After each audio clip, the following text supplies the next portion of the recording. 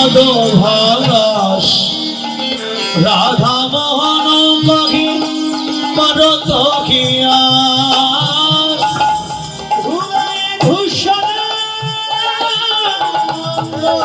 পদ পদ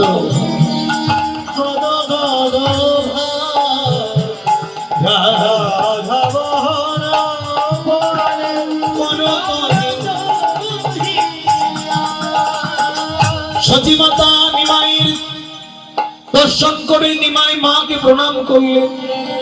সচিমাতা দর্শন করে নিমাইয়ের অঙ্গে ধুলে দেখে নিতাইকে ডেকে ডেকে বললেন, নিতাই রে, আমার গৌরকে তোরা কে মেরেছিস?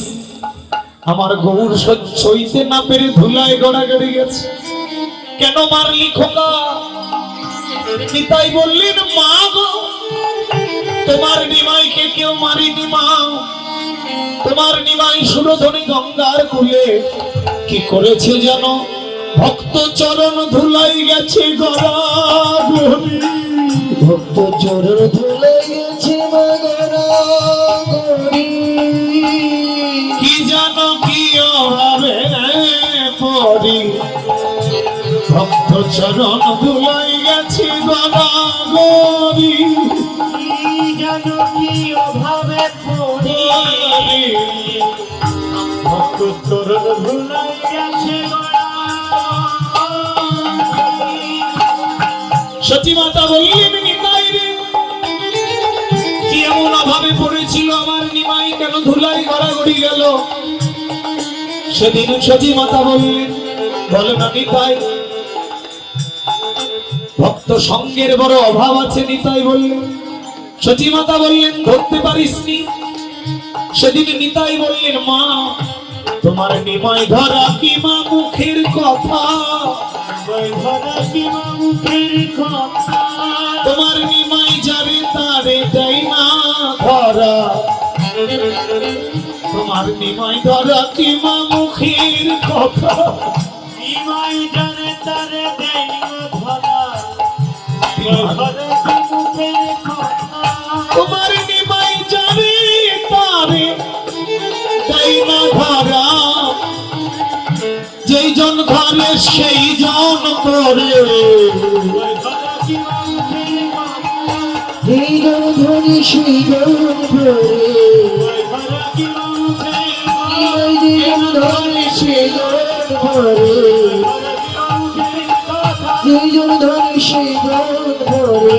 আচ্ছা কল্পতরু বর্ষ কৃপা সিন্ধু ভৈবচ পতিতানাং পাবনেভ্যো বৈষ্ণবেভ্যো নমো নমঃ।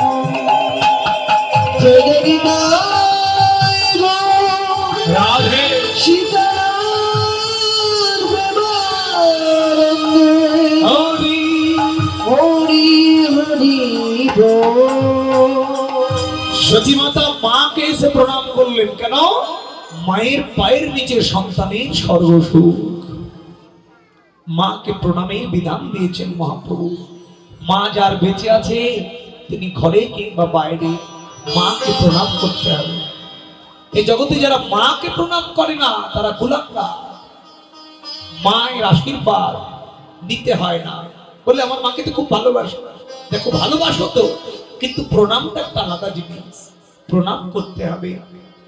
প্রণামের কথা বলেছেন, বিশ্ব জয় করে একটা ছেলে যদি আসে তার যে পুণ্য ফল হয়, 7 পাক ঘুরে মাকে প্রণাম করলে তার সমান পুণ্য ফল হয়।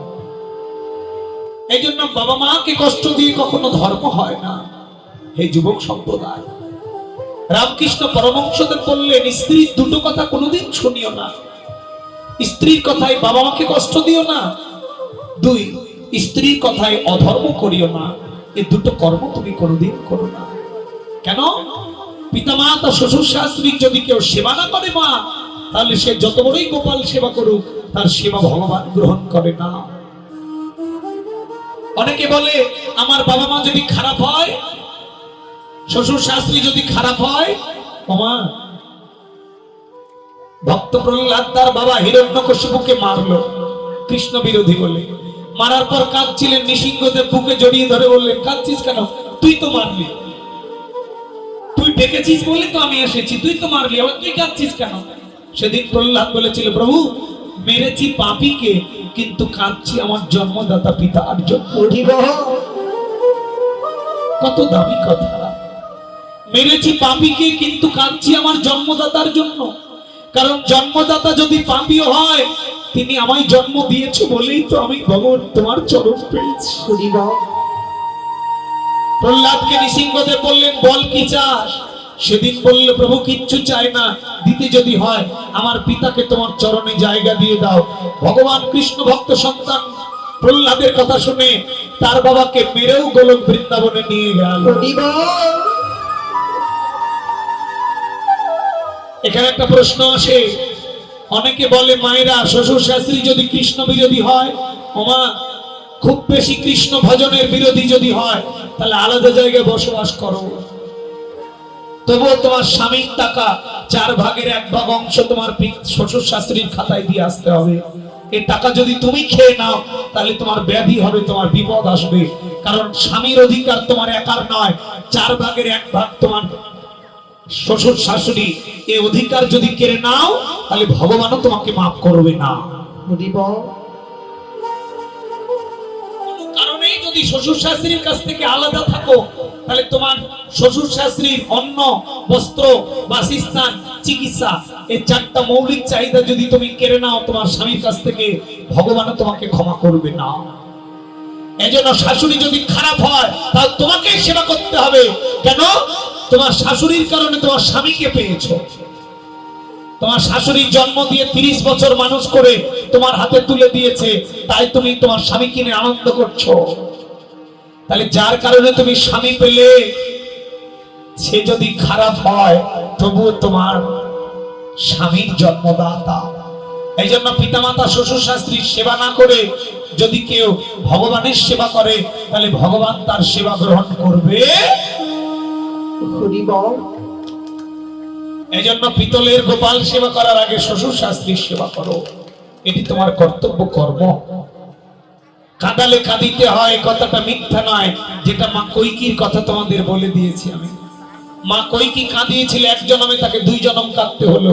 কাঁদতে যদি না চাও, শান্তি যদি পেতে চাও, আগে পিতামাতা শ্বশুর শাশুড়ির সেবা করো, তারপরে ভগবানের সেবা করো। এই পৃথিবীতে মহাপ্রভু এমন শিক্ষা দিয়ে গেলেন জগৎকে। এই জন্য পুরুষকে উদ্দেশ্য করে বলেছেন, যদি কোনো পুরুষ তার স্ত্রীর কথায় বাবা মাকে ভাত দেয়, ও বেটা কা পুরুষ, পুরুষই নয়।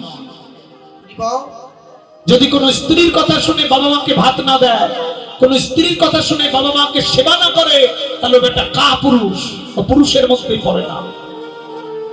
এই জন্য মহাপ্রভু এমন করে জগৎকে শিক্ষা দিয়ে গেল।